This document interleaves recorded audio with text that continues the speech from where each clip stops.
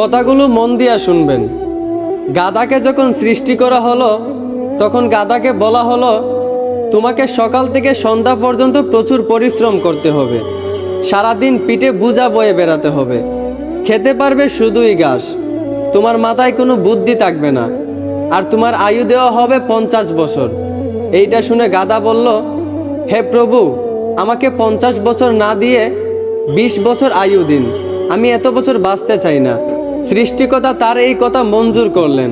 তারপর যখন কুকুরকে সৃষ্টি করা হলো তখন কুকুরকে বলা হলো, তুমি হবে মানুষের একজন কাছের বন্ধু, আর তোমার খাবার হবে মানুষের থেকে যাওয়া জুটা খাবার, আর তোমার আয়ু দেওয়া হবে 30 বছর। এইটা শুনে কুকুর সৃষ্টিকর্তার কাছে হাত জোর করে বলল, হে প্রভু, আমি 30 বছর বাঁচতে চাই না, আমাকে 30 বছর থেকে 15 বছর আয়ু দিন। সৃষ্টিকর্তা তার এই কথাও মঞ্জুর করলেন। তারপর যখন বানরকে সৃষ্টি করলেন তখন বানরকে বলা হলো, তুমি শুধু এই গাছ থেকে ওই গাছে ঝুলতে থাকবে আর মানুষকে বিনোদন দেওয়ার চেষ্টা করবে, আর তোমার আয়ু দেওয়া হবে 20 বছর। এইটা শুনে বানরও হাত জোর করে সৃষ্টিকর্তার কাছে বলল, হে আল্লাহ, আমাকে 20 বছর না দিয়ে 10 বছর আয়ু দিন, আমি এত বছর বাঁচতে চাই না। সৃষ্টিকর্তা বানরের কথাও মঞ্জুর করলেন। তারপর আসলো পুরুষের পালা। পুরুষকে যখন সৃষ্টি করা হলো তখন পুরুষকে বলা হলো, তুমি হলে প্রাণীদের মধ্যে সবচেয়ে বিচক্ষণ এবং বুদ্ধিমান, এই জন্য তোমাকে প্রাণীদের শিরোমণি করা হলো, আর তোমার আয়ু দেওয়া হবে 20 বছর।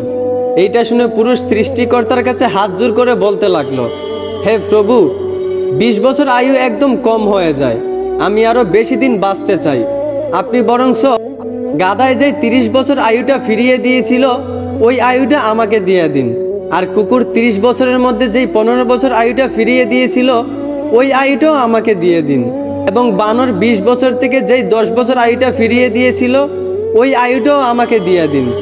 সৃষ্টিকর্তা পুরুষের এই কথাগুলো মঞ্জুর করলেন। তারপর থেকেই ছেলেরা 20 বছর পর্যন্ত পুরুষ হয়ে বাঁচে, আর যেই 30 বছর গাধার থেকে চেয়ে আনা হয়েছিল সেই 30 বছর পরিবারের বোঝা পিঠে বয়ে বাঁচে, ঠিক একদম গাধার মতোই।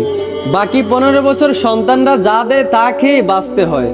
যেমন একটা কুকুরকে মানুষ যা দেয় তা খেয়েই বাঁচে, ঠিক তেমনি একটা পুরুষও বাকি 15 বছর এইভাবেই কাটাতে হয়, ঠিক একটা কুকুরের মতোই। আর বাকি 10 বছর পুরুষদেরকে বানরের মতোই বাঁচতে হয়। বানর যেমন এক ডাল থেকে আরেক ডালে ঝুলাঝুলি করে এবং মানুষকে বিনোদন দেয়, ঠিক তেমনি পুরুষদেরকেও বাকি 10 বছর বাঁচতে হয়, একবার ওই সন্তানের কাঁধে ঝুলে একবার ওই সন্তানের কাঁধে ঝুলে, এবং নাতিদেরকে বিনোদন দিয়ে এইভাবেই বাকি 10 বছর বাঁচতে হয়। এইটাই পুরুষের জীবন, এইটাই বাস্তবতা। আশা করি আমার কথাগুলো বুঝতে পারছেন। ধন্যবাদ।